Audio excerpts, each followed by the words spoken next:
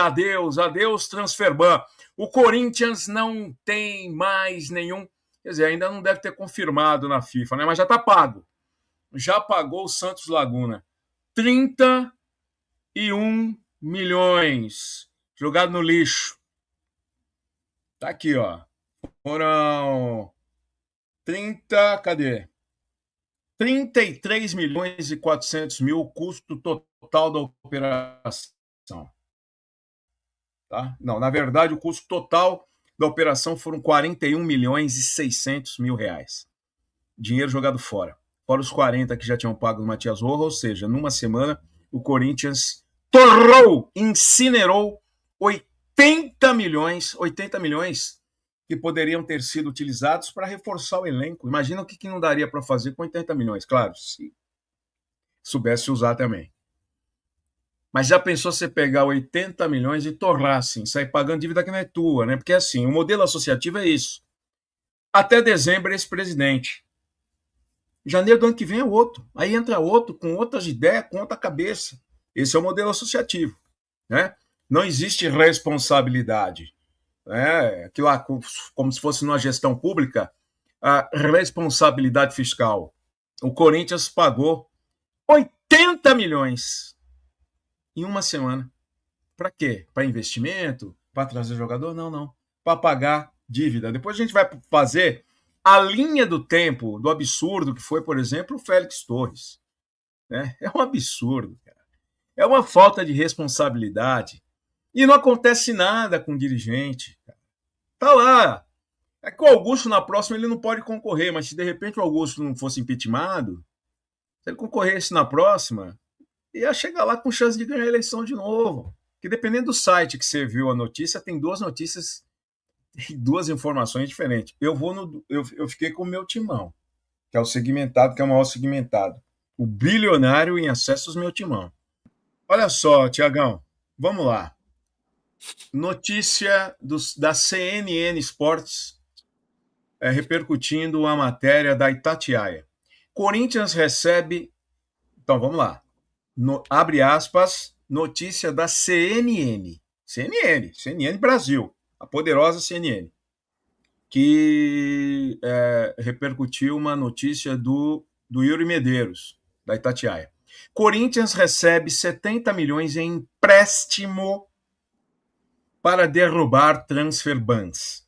Timão utilizou o recurso acumulado com premiações no final da última temporada para acertar as pendências financeiras mais graves. O Corinthians contou com um empréstimo de 70 milhões referente à cota da Liga Forte União para resolver a situação de seus transferbans. Com esse recurso, a diretoria do Timão conseguiu pagar a terceira parcela de forma antecipada da CNRD, Câmara Nacional de Resolução de Disputas.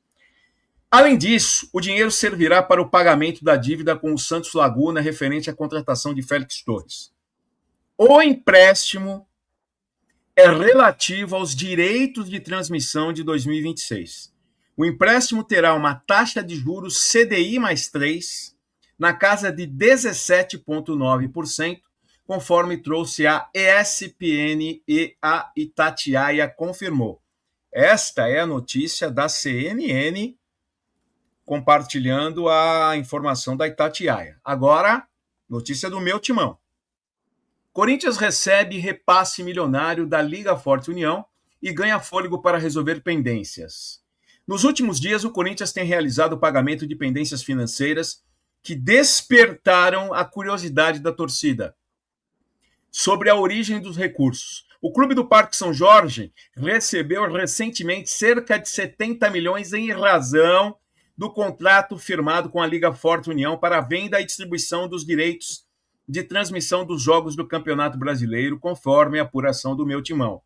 Como soube a reportagem, este valor não se trata de empréstimo nem de adiantamento, mas sim de uma parcela prevista no acordo assinado com a Liga Forte União em 2024, ainda durante a gestão de Augusto Melo. Aliás, hoje tem a apresentação, a entrevista coletiva, a primeira contato do Marcelo Paes com a imprensa, com a mídia corintiana. Qual pergunta o segmentado Thiago Merlotti faria ao Marcelo Paes?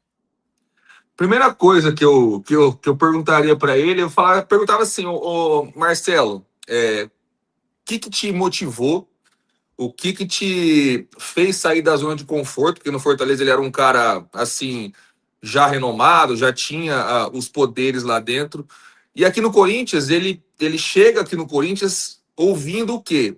O Corinthians contratou um CEO ano passado que não tinha poderes aqui dentro do clube. Eu iria perguntar para ele o que te motivou a vir para o Corinthians, além da grandeza do clube, claro. E se você, quando você aceitou a proposta, você perguntou ou você fez a imposição de que você teria carta branca para trabalhar no Corinthians. Porque que aquele é um cara capacitado, Silvinho, eu acho que todo mundo sabe. Entendeu? O cara tirou o time da Série C, levou um time do Fortaleza para Libertadores, para G4, para disputa de uma final de Sul-Americana. Então, assim, eu queria ver com ele se essa foi uma imposição, que eu acho que a gente até tinha comentado anteriormente em live, que eu acho que ele não aceitaria ficar ali como se fosse um fantoche, né? Igual foi o Fred Luz. Então, eu perguntaria para ele se essa foi uma imposição, se ele teria carta branca e poderia trabalhar e como que está sendo esses primeiros dias dele dentro do Corinthians, né? Tá ótimo. Eu faria a seguinte pergunta para ele, faria umas 2 ou 3 se me desse a oportunidade. Provavelmente faria uma só, porque... Primeiro, o que deu errado? O que deu certo a gente já sabe. O Fortaleza saiu de um clube, mais um clube nordestino, como o principal clube da região nordeste do país.